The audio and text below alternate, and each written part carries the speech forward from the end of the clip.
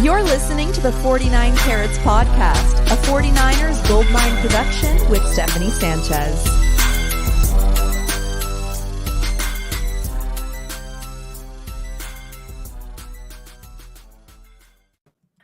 What's going on, everyone? Welcome to another edition of the 49 Carats Podcast. I'm your host, Steph. It is Wednesday, February 14th, Valentine's Day for all the lovers out there, which I'm happy about. You know, it'll be a nice distraction from other things, and joining me to talk about those other things right now is one of my Wednesday guests of the 2023 season, Wayne Breezie. John couldn't join us today, but Wayne, how you doing, man? You know, I'm hanging in there. Yeah. Happy Valentine's Day to you and everybody else out there as well. I'm just I'm still numb, Steph. I think I'm still confused at what we witnessed uh on Super Bowl Sunday. But you know what? I am looking forward to moving forward. Because that's whether we win or lose, we were gonna have to move forward anyway. And so I'm looking forward to see what the 49ers have in store. What's next? I like that. Looking forward to moving forward because I think that's about where we're at. Like we just want to move on. This is my "this is fine" meme shirt. I don't like to wear it, but I wear it on, these non-special occasions. And yeah, this is our last show of the season. For one, Wayne, I've already said this to John, but I appreciate you, being on this show every Wednesday. It's been one of my favorites of the season. So, we're gonna end this one like we have done in all of our shows, right? With some positivity at the end of the day. So let's get into it because we have plenty to discuss about things that have been said since the game. Players John Lynch, Kyle Shanahan spoke with the media yesterday for the last time this season before they head into their off season. And we actually got some news this morning that I want to speak about before we get into all of that. Anthony Lynn, the 49ers assistant running backs coach, he is departing. He's been hired by the Commanders. I'm trying to find the actual role, but I'm assuming he is going to be their running backs Yeah, he's coach. gonna be their run game coordinator, I believe. Run game coordinator. There you Yeah. go. So, Adam Peters doing his thing over there. He's got to get some of his boys out there. So Anthony Lynn, one of those guys, and they're trying to get a nice coaching staff put together there. And so, what do you think about the ramifications of that one? I know the 49ers still have, Bobby Peters, so it doesn't seem like it's Yeah. too catastrophic for them. Yeah, it's not gonna be detrimental. I mean, I still feel, Turner was the run game coach. He was run game coordinator. And Anthony Lynn was an assistant head coach. So he helped out in whatever area he was asked to help out in. But he specialized as a run game specialist. So he was a run game specialist for the 49ers as well as an assistant head coach. But honestly, I'm just, I don't really see, this is good for Anthony Lynn. And I don't think it's going to be bad for the 49ers. I didn't really feel like they utilized Anthony Lynn to the way I thought they were going to utilize him in. I thought, as an assistant head coach, I thought it would be a position where you can kind of, help check and balance that head coach because the head coach has a lot, on his shoulders. He has a lot to do on his plate. And for Kyle Shanahan, maybe that's just the way he likes it. He likes to be able to do 150 things, and I just didn't seem like anyone was checking him. Like even when you go back and watch the Super Bowl, and I know we're gonna talk about Steve Wilkes because I believe he's gonna be the next one out.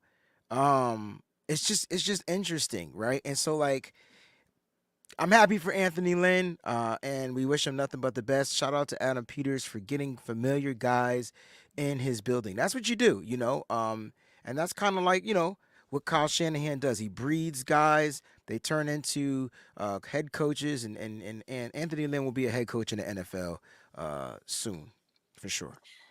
And I misspoke earlier. I said Bobby Peters and it's Bobby Turner, so my bad on that. Bobby Peters is the guy who puts these great books together about all the different offenses around the league. So I got that one confused. But dude, I actually completely forgot till you just said it that Anthony Lynn was the assistant head coach. I completely forgot about that. I forgot about that. And I think you make a great point. It's like we didn't really see what that role entailed, right? Like, yeah, it might have meant some things in the background that maybe we're not really privy to, but I don't really know what his role was as the assistant head coach. Like, I don't think I really saw him even standing next to Kyle No, in the games he and was like with the running backs. Yep, exactly. he was So always with the running backs. It's just I don't weird know. because remember Yeah. Bobby Turner was out. Anthony Lynn kind of took on that role. We drafted Jordan Mason that year. That was the Anthony Lynn guy. You see, Kyle doesn't really utilize Jordan Mason. I don't know. But you're right. I never understood what an assistant head coach is for the 49ers. I kind of think I know what it is for any other team, Right. but for the 49ers, I don't know what that role is. Maybe it was just out of respect because he was a coach, a head coach, and they gave him that assistant role and they bumped up his pay a little bit. I don't know. But like I said, I'm happy for Anthony Lynn. He's probably going to be an assistant head coach in Washington as well as the run game coordinator there. Yeah, good for him. I mean, a lot of coaches come to San Francisco to see what they can do in San Francisco, and then it gets them good opportunities, right? So Anthony Lynn, another example of that.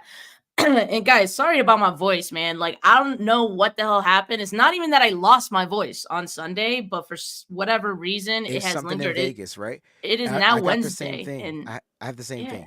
It's maybe I something was yelling too much. I don't I know, don't something know. about the air in Vegas, and when I It's got all the back here, cigarettes.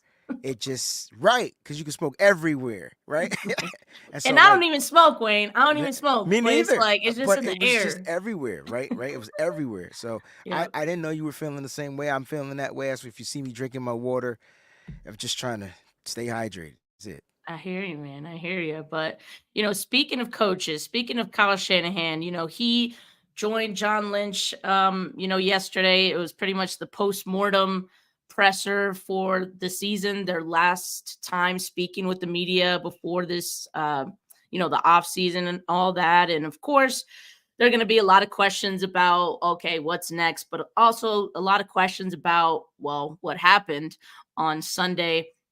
And one of the things I want to talk about, we were just talking about Steve Wilkes. So you mentioned him, right? He was asked about Steve Wilkes and his future with the team. And so I want to play the clip right here for you guys on what he said. On Steve Wilkes, you guys spoke at will, to his stage and the stage in his career and where you want the team to go. Is there any reason to think he won't be back next season? No, that's stuff that, we'll talk about a ton as this week goes. We'll talk about a ton in the offseason. Where we want our team to be, our defense, our offense, special teams, and that's a lot of conversations, a lot of film, a lot of personnel or salary cap things we got to discuss, drafts. So, no, haven't even watched the game yet, to tell you the truth.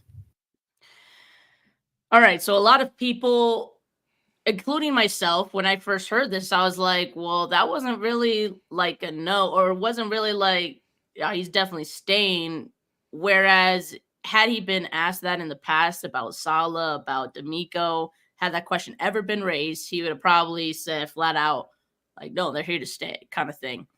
So Steve Wilkes, bit of a different tune. It's like we gotta wait and see. We gotta have those conversations. I gotta watch the tape. So what do you think that means? How do you interpret this from Kyle? He did say later on in the presser when he was specifically asked, do you expect him to be back? He did say, I haven't talked to anybody yet. So yeah, I expect all our coaches to be back. Yeah, when you say something like that, that's kind of like the safe space and the safe way of saying, you know, yeah, like I expect my coaches to be back, but that doesn't mean that they're going to be back. Look, I look at Steve Wilkes and I think he did a tremendous job with the San Francisco 49ers defense. They still remain the top 5 defense in the league. They were number 1 in interceptions. They were like very low on the limiting explosive plays. He did exactly what he said he was going to do. I think the issue with Steve Wilkes, though, is just his methodology. I think it's a little different. Maybe the terminology, the methodology. I think I'm saying that right. Method, whatever. But my point is the way he goes about doing things is a little bit different. And I think the players just didn't have the same bite, like the same like jump the same. They didn't. They just were. The players played differently under Steve Wilkes, but he definitely did what he was asked to do. Steph, he literally like helped this secondary just be better. Now they might not have been better in stopping the run, but they were definitely better in defending the pass, which is their number one job. But now they got to get back to that physicality of wrapping and tackling. You saw a lot of missed tackles in the secondary, as well up front. So I think I think his methods were a little too outdated. That's the word I want to use. I don't want to call him Okay. old. I just want to say dated. Like he Yeah. was dated, and I think it showed. And it showed all season. So that was the one thing that was consistent. There were spurts where it looked really good, and then there were spurts where it looked really bad. But it was not like the 49ers like flustered because their defense still remained top. So it was like he was masking things. But here's when I realized that I don't believe Steve Wilkes even wants to come back. We're Mm, talking about him getting fired. I think he walks away. really? And go to that Super Bowl play where he was gonna call the all out blitz and Kyle vetoed it, called timeout, and took over. I'm telling you, like when you micromanage a person, Steph, it messes with their mental. Yeah. It just messes with their mental, and not everybody can come recover from something like that. It's funny though because Kyle called a timeout, and then they ended up doing some crazy run play and got a first down anyway. It was weird. It was just the weirdest thing, and I'm like, just Kyle's trust is it's just weird. Like you trusted him all season. You were happy. You were fine when he called it against the Minnesota game. He was gonna call it this one game to try to generate pressure and speed up the process of Patrick Mahomes. And if they got beat, they got beat. But Kyle wasn't looking to give up a big play, and he ended up giving up a big play. It was the weirdest thing I've ever seen in my life, and I think that's the moment where Steve Wilkes was like, "I can't do this shit." If I was Steve Wilkes, that's how I would feel. I would be like, you know what, Kyle? Thank you for a great season. I don't even know if I want to come back. That's totally fair. And watching that, like I didn't really notice that as I watched that live at the watch party, and I haven't watched the game over just because I intend to, but I haven't built up that courage quite yet. But is that what Kyle was asked about after? Because he was Yes. like, you called a timeout, a second Yes. and 6 with two hmm and a half minutes left in overtime. Did you see something you didn't like? So Kyle said, quote, yeah, I didn't like the look they were in, and one of our players looked a little gassed. That he Um, threw that in there, Steph, but that's a Kyle throw in. Like, you know what I mean? I feel like that's a Kyle.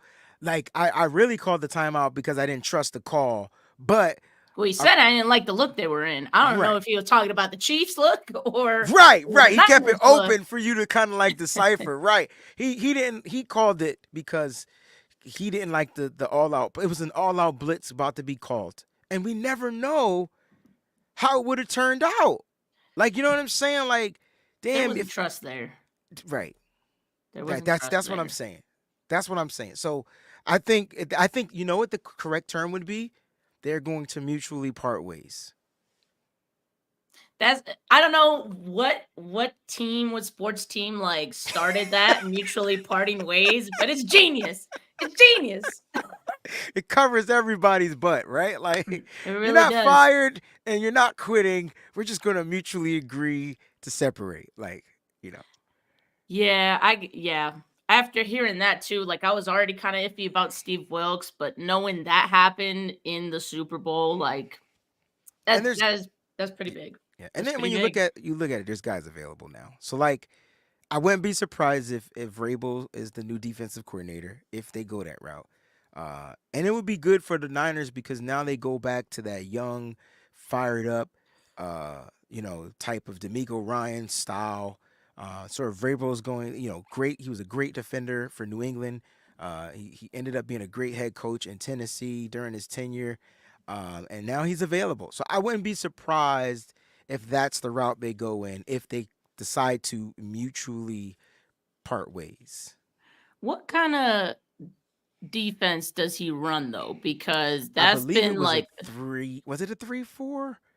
I see can't that's what remember. That's why I'm not But sure he because wasn't running obviously the defense, right? Like that was his defensive coordinator.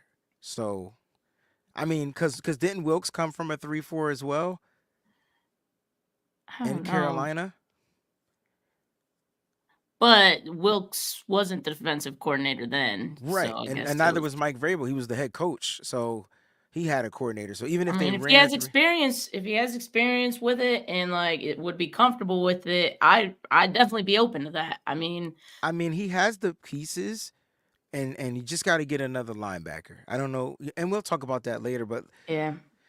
I don't know. I'm not saying it's going to happen. I'm just that's the vibe that I'm getting from the 49ers room right now because they got to put the blame on something and Kyle's not going anywhere. And so, do you blame the defense that held the Kansas City Chiefs to like 3 points for the longest time ever until a muff freaking punt? Like because if I'm firing any coach, it's Brian Schotten. How you say his last name? Schotten Schneider. Schottenheimer, Schneider. He's got to Schottenheimer, go. Like I don't know Schneider, why the yeah, yeah. 49ers can't find a freaking special teams coach to coach special teams, but he ain't it. Yeah, no, that would probably be where I'd look too. But like, our special teams coaches hard to find? Like, I don't know, Could because be. I thought this was going to be a good hire, and it just hasn't flourished the way I think we were all expecting to. Shout out Bro Montana in the comments, thanking us for our contributions this season. He says, please have off-season content available. Well, bro, you already know. You already know we're gonna have off-season content available. That's why we're like, yo, keep it locked. Don't go anywhere because we have lots of great content to come.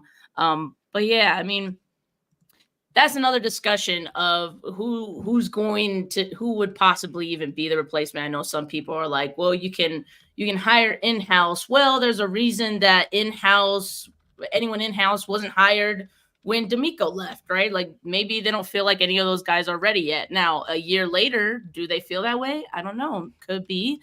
Could be. But we'll just have to wait and see. Gammon says lost our assistant head coach, run and pass game coordinator, and replace defensive coordinator. Look, that is a lot. That is a lot to overhaul. But It at the is. same time, the 49ers have been here before. Like they've gone through off seasons. Almost all of their off seasons, they've had to replace more than one assistant coach, coordinator, so it's tough, but yeah, this is going to be a retooling of some of the coaching staff, I would say. So that's what I expect. Yeah, me too. I think what makes the 49er faithful a little kind of like concerned is not the simple fact like who they're losing, but it's like when you replenish and replace these positions, you have to trust that Kyle's going to get it right because he's always getting it right. Here's the question though, because this season we had to replace a lot too. I don't know if people realize that, but we started out fast. Whereas prior seasons, we would start out slow. And so, what will we get in the 2024 season? Will we be off to a fast start? Will we be off to a slow start? Now, granted, the players that we have would definitely make that up. But sometimes, remember, in the 2022 season, remember, it took the coaches a minute to figure stuff out, Mm-hmm. like to gel. And Yep. so I get why everybody's getting frustrated. And it's like, why they keep picking on our team? And it's because they just don't want the Niners to be great. That's the answer. They don't want the Niners to be great. So they come and get our coaches. And I'm happy for the coaches. They get to move on. They get to higher positions. And they do well. They particularly do well in their new regimes.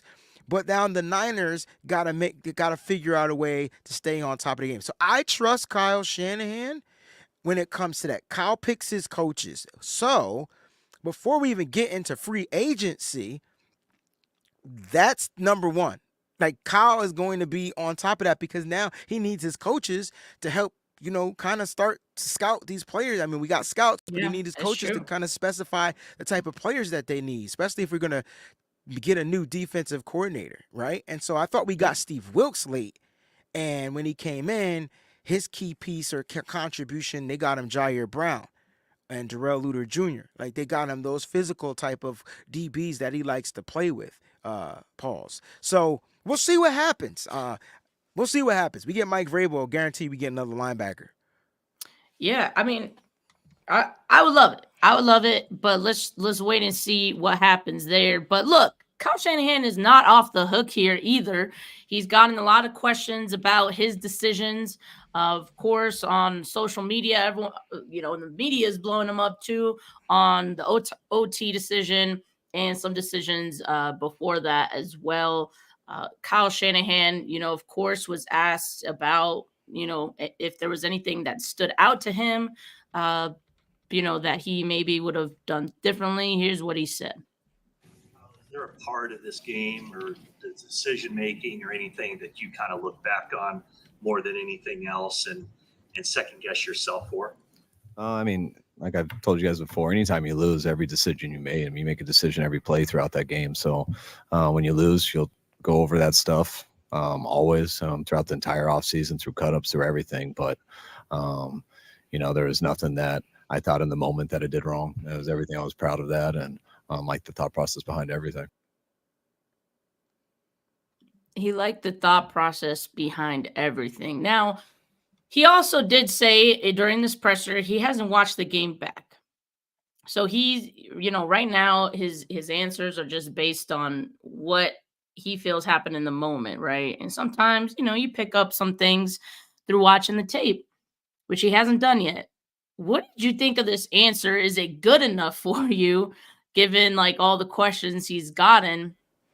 Are you fine with him kind of standing pat on his decisions, or would you like to see like more accountability? And if there needs to be accountability, what does he need to hold himself accountable for?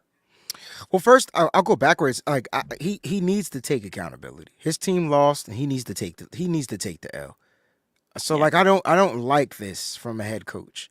I don't like this from our head coach because it now proves that he's arrogant and that he's always right. Now, I will defend him when I feel like he needs to be defended, because even in this particular game, there were plays poorly executed that would have worked. Kyle had stuff dialed up that would have worked. Now, as far as Kyle, keeping the game plan what it was, I felt like he didn't make the adjustments. And so like that's on him. And so like if you get beat by the defensive coordinator, because Kyle's the offensive coordinator. So if you're getting trumped by Steve Spagnuolo, then that's on you, Kyle. Now, I guarantee you had a play in there to win against whatever was coming at you, if you got the right looks or whatever like that. But in those particular plays at those particular times were just poorly executed. But that don't mean you can hang your head low and not continue to find a way to overcome what Steve Spagnuolo was going to do. How did you not know on 3rd and 4 that he wasn't going to blitz? I knew it. Did you? I called it at the watch party. I'm sitting next to these people and I'm like, they're about to blitz. They didn't even disguise it, Steph. He moved up to the line of scrimmage. I'm talking about the cornerback McDuffie. He moved up to the line of scrimmage. He dropped back and then he blitzed. And on top of that, because they sent an extra defender, he went untouched. And so like, how does Kyle not know that? And you can't get mad that Brock didn't complete the throw or even see Christian McCaffrey, who was covered but had his man beat. You couldn't get mad because he didn't have time. And so, like, how do you continue to lose to this coordinator in these games? And that's the coach. And so, like, he got to take accountability.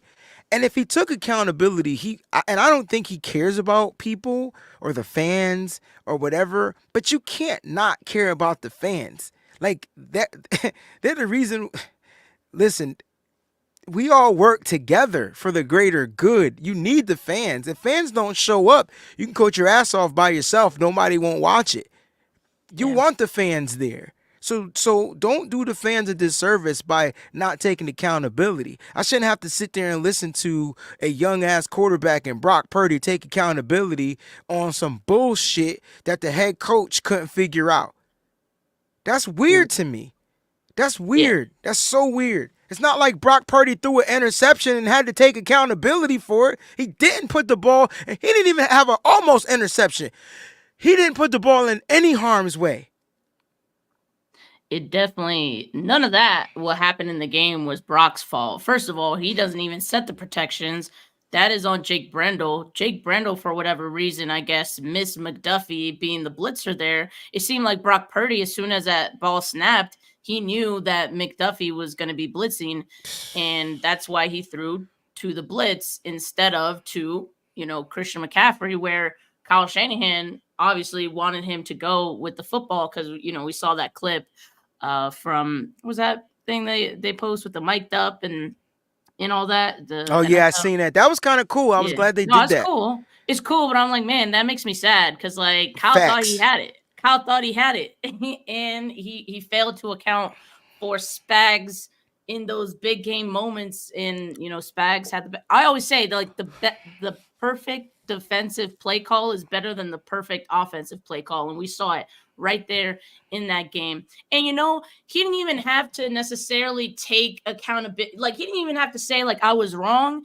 He could have went with that answer and been like, you know what? Like, I got to tip my hat to Spags or just like anything like that. Like, you don't have to, say, I did something wrong, because maybe he doesn't feel that way, but obviously someone did something better than you.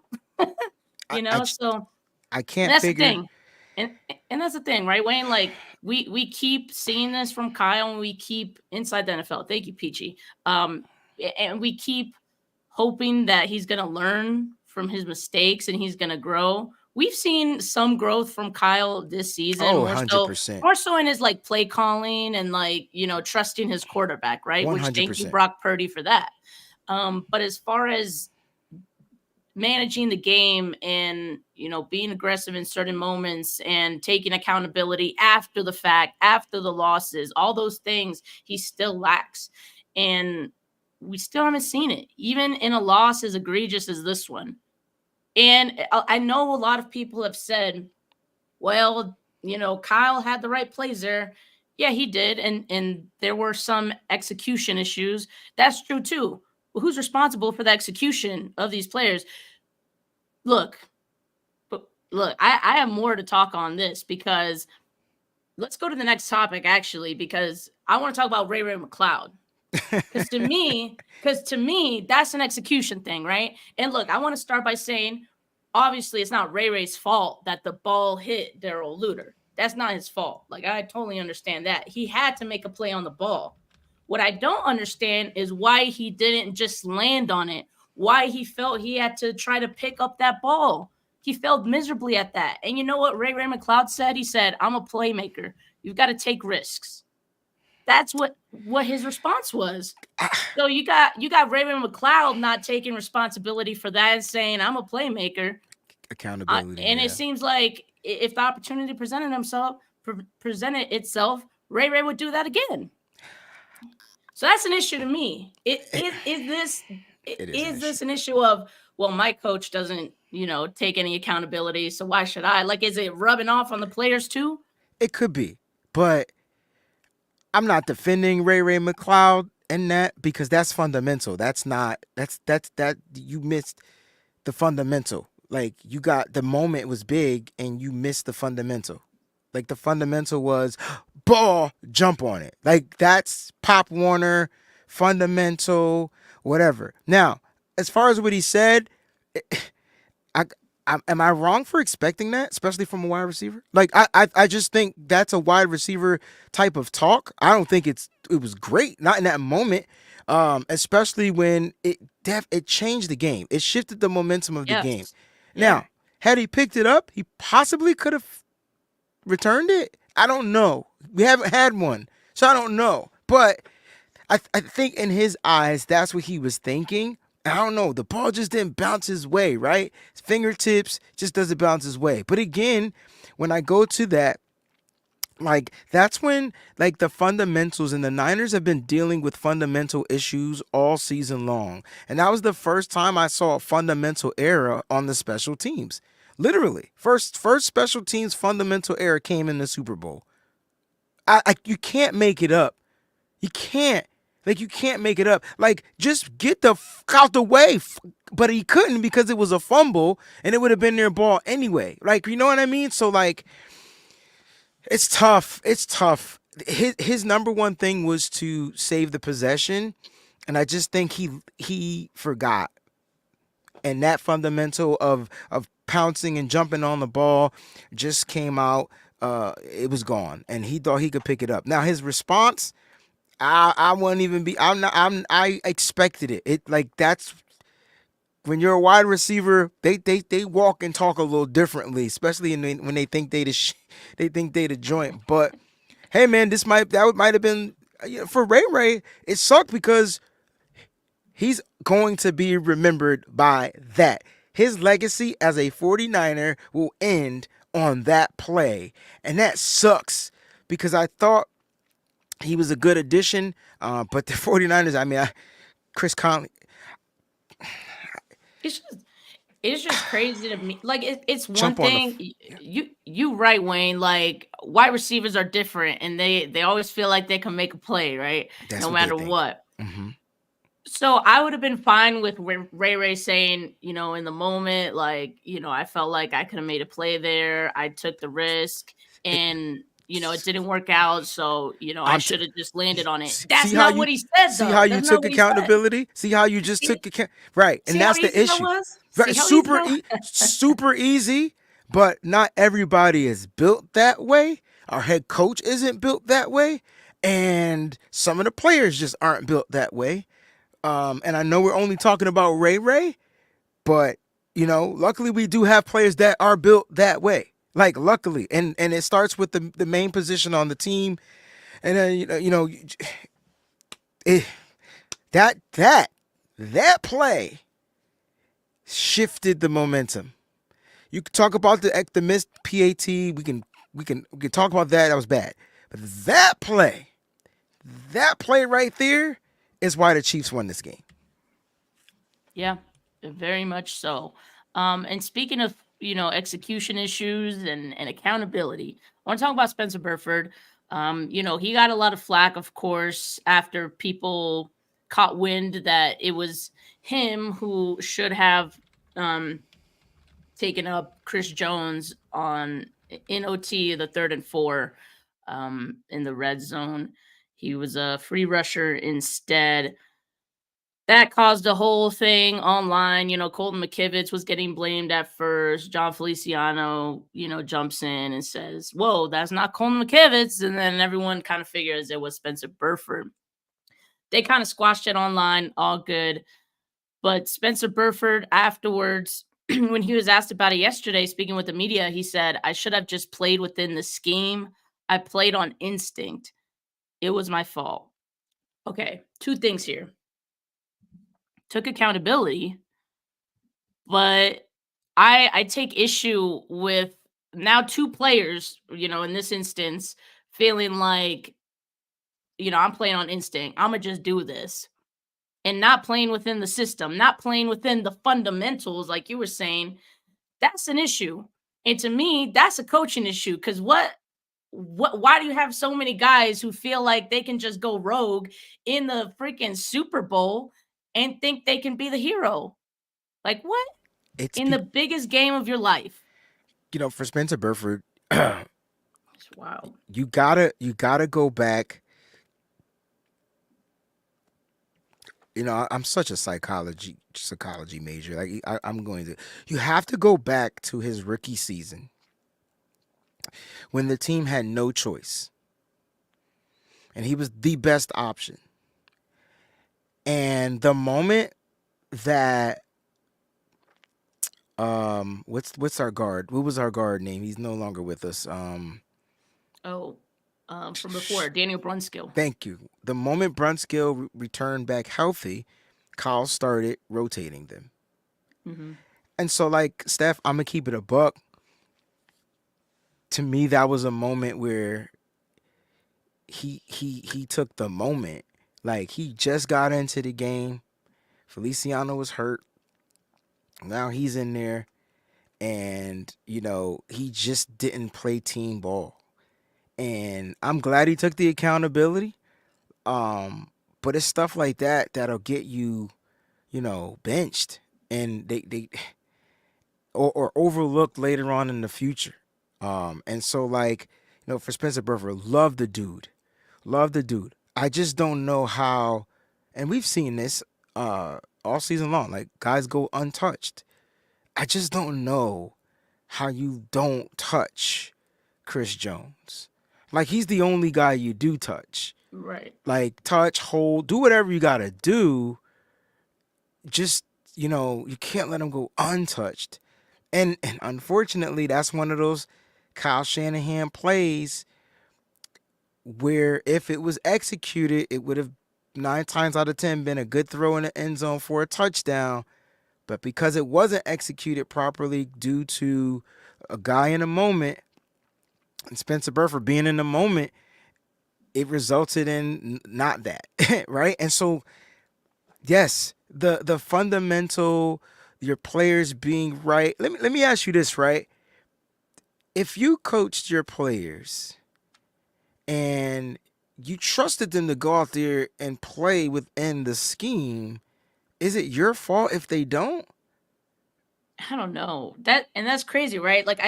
So this is what I want to say. I feel like Kyle Shanahan takes in a bit of a offhand approach with his players. I think he trusts his position coaches to work on those details. He literally told the position coaches, you tell your guys about the OT rules, and mind you, that was like after the regulation ended.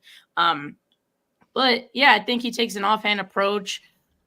Obviously, the position coaches, not getting into those finer details either. So yeah, like to an extent, I think it does fall on Kyle Shanahan because at the end of the day, he oversees everything. But Everything. if we're asking him to trust his coaches to do their job, like, is it on Kyle?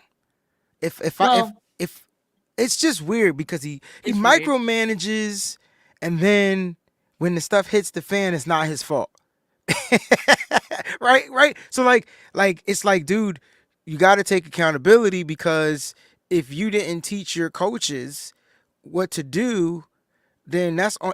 So I look at it as Kyle's the That's what principal, I'm saying. and then the Yeah. coaches are the teachers, and Yeah. Kyle has to, like, you don't want your principal micromanaging you because they want to trust you. So if Kyle's trusting his coaches to do whatever, like Chris Foster is asking go too. Like, at this point, I just want a whole young ass regime except for Bobby Turner. He the only old person I want on this team coaching. Everybody else could go. I don't think Chris Forster is good. I don't think and Chris Kosaric, he's now old, so he stays. I'm telling you, Steph, something ain't right with the coaching. And I wonder if that's what the issue is. Because it's miscommunication. That's what it is. We're seeing miscommunication happening. And when you have miscommunication, nothing good comes from that. Nothing. You mean to tell me, Steph, that the team in the Super Bowl with the most holding calls all season long didn't even get the refs to flinch? That was a little fishy. That's fishy. I just don't see how the Kansas City Chiefs play that disciplined, and Trent Williams in the beginning of the game gets 2 calls that Right. you've never seen before in our lifetime. Right away, too. I-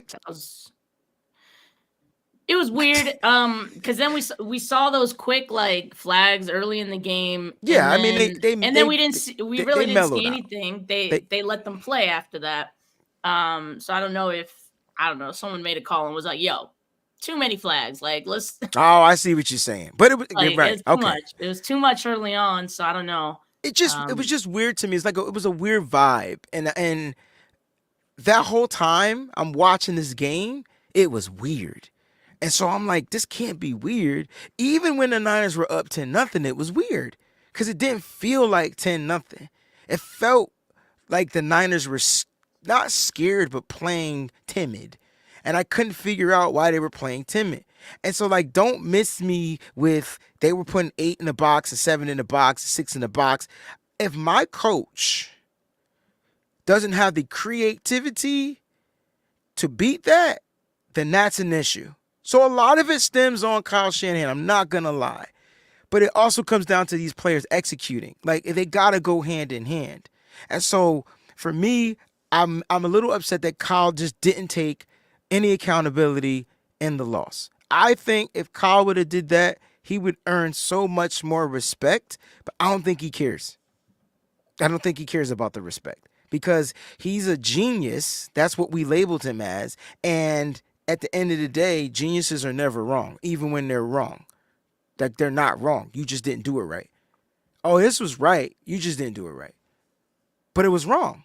So, like, that's what we're dealing with. But you know what, Steph? We've been dealing with that. And so it always finds a way to come up short. And so when you get to the Super Bowl 2 times in your tenure here, and now you're going to be going into year 8, and you better get your ass right back to that dance. I don't give a how hard it is.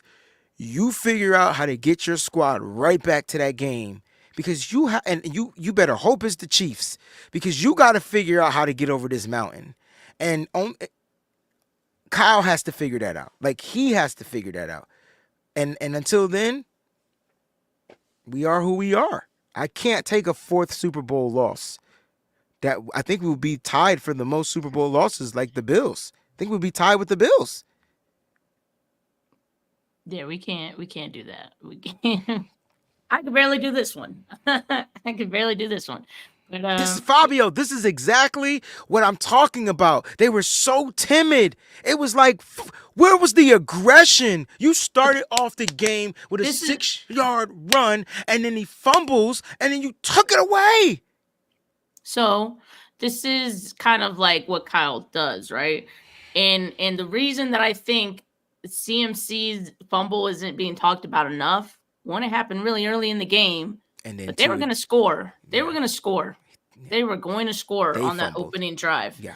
And you never saw the run game really get going like that drive ever again because Spagnuolo, he adjusted. He made the adjustments. And the way that I was describing it yesterday on Bully Ball is like this defense felt like a snake that was wrapping itself around its prey. It just kept getting tighter and tighter as the game went on. 49ers played right into it at certain points. And, you know, I don't think Kyle got away from the run. I mean, McCaffrey ran the ball 22 times, but he only averaged 3.6 yards per carry. And as the game went on, it felt like he was averaging even less. I'd be curious to see what the second half numbers were like just alone. So I don't blame that. The Chiefs had the plan to force the 49ers to throw the football. I think that's where the chess match really lied, and Kyle needed to have some, solutions for that. I agree. He continued on with the condensed formations, which we knew for the last 2 weeks that was going to be something that the Chiefs would target with their blitzes. We knew that's on tape. They've done it before, and Kyle kept on with it. Okay, if you're gonna keep on with it, like, you got to live with the results, But I feel like you should be able to say, like, I stick to what I did, and maybe that didn't really work out in this game, all those things. But yeah, I mean, I'm with you. I feel like he called the plays, but the plays didn't work. The plays didn't work, and that's, if the plays didn't work, then they're not the perfect play call right for that moment. Right. I still feel like, and I know Christian McCaffrey averaged about 3-something point yards. Like, my thing is, though, he had 22 carries, but they were minimal up until that fourth quarter. Like, and so, like, I don't know if the Chiefs played a different type of defense or what, but that's when you started seeing more of the bigger runs. And so, like, Kyle, like, you if you don't have what happened to the lateral throws? What happened to those? What happened to the screens? What happened to the plays that beat the blitz? What happened to that offense? This was a team, and Brock Purdy, what did he go, 12 for 19 against the blitz? Like, this is a team that beats the blitz because you have a guy named George Kittle and Deebo Samuel in particular, and then you have Christian McCaffrey. And so, like, how do you not beat it? And you got to tip your hat to Spags, but come on, man. I've seen better blitzing teams all season long. I don't get it. I'm getting Ellie frustrated, says, and I where don't want to was be frustrated. Debo? Debo was getting strapped the hell up. He was getting He strapped was the getting hell up. he was getting strapped up down the field. Let's keep it a buck. Debo was getting open on them quick routes. There was a throw Brock dropped back. I think Ryan put this out yesterday. I think that's where I seen it in his film. And Brock just didn't even look at him. Wide open. And Brock just didn't look and took that route to Brandon Ayuk where he had to overthrow out of bounds. There's a couple times he did throw to him, and Debo didn't make the catch, though. So One was low, but that don't mean you stop throwing. If the guy's wide open, you make that throw. That, to me, that's Brock. Like Brock, if you're scanning the football field and you're going through your progressions and you have the time, it's not like he was even being rushed. You have to hit the wide open guy. Brock said that he was going to take what the defenses was giving him, and he didn't. Now, I'm not blaming Brock for anything. I'm just saying there were times he made those throws, and there were times he didn't make those throws. There was times Debo caught the ball, and there were times he didn't catch the ball. Debo was, 3 for 11? But not all of his passes or targets were catchable. You had one wide open in the end zone, but you could blame that on the pressure. You had one that was defended well in the end zone. You could say that was Trent McDuffie. Like, at the end of the day, why not utilize Debo in his strengths? Why make Debo a downfield guy? He didn't have to be that guy. Man, that's crazy. That was crazy to me because I was like, this is the game where you want to run the football, and the 49ers did run the football, with Christian McCaffrey. I was expecting to see more Debo, and it wasn't until the fourth quarter Oh my gosh, OT yes. that he got one of those like sweeps. So, man, Steph, they ran Debo up the motherfucking middle. They ran him up the middle. Like, huh? We stopped that 2 years ago. They ran him up the middle. Dude, up the I'm sorry. Like, it didn't make sense. It didn't make sense. Right. There it is. That's why I leave it. Yeah, there's a lot of things that, definitely didn't make sense to me. I do question some of the strategy there.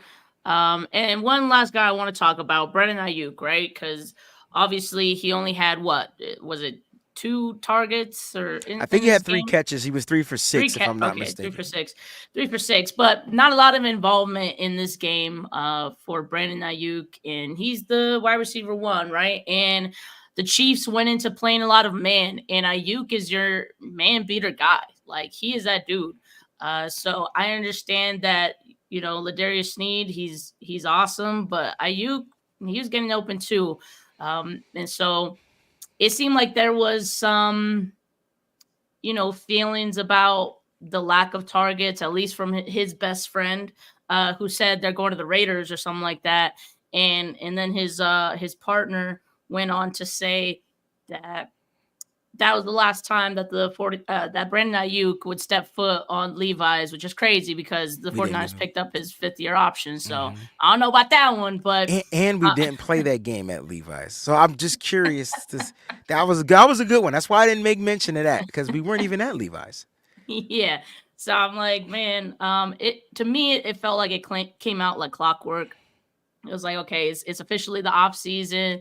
Now we're trying to get Brandon Ayuk the bag. Let's just say all these things, right? But Brandon Ayuk, and he was very emotional yesterday, speaking with the media, but he was asked, if he would want to come back to the 49ers. And, he said, what did he say? If it's the right move, if it's the right move. And they were like, what would that look like? And he said, being a champion.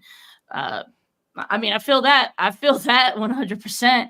But at the same time, if it's the right move, to me, that's like, if it comes with a bag, so Brandon Ayuk definitely going to try to get that bag this offseason. Look, Wayne, I'm not too worried about all this like outside noise coming from the friend, the partner, any of that. I don't care. Third cousin. I don't care who talks. All I care about is what Brandon Ayuk, his agent, negotiate with the 49ers.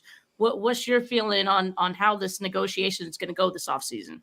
Yeah, it's going to be the way it is, especially when it comes to wide receivers. They're wired a tad bit different, and wide receivers are playmakers.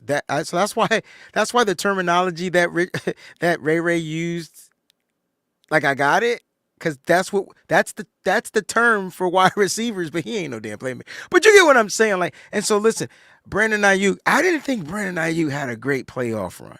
Is it just me? Like I didn't think he looked too good in the playoffs. And I don't think it was his fault. I think by design, he was kind of like not a decoy. He just, I don't know, overlooked, whatever. But all season long, Brandon Ayuk has been that team guy. And then Yeah.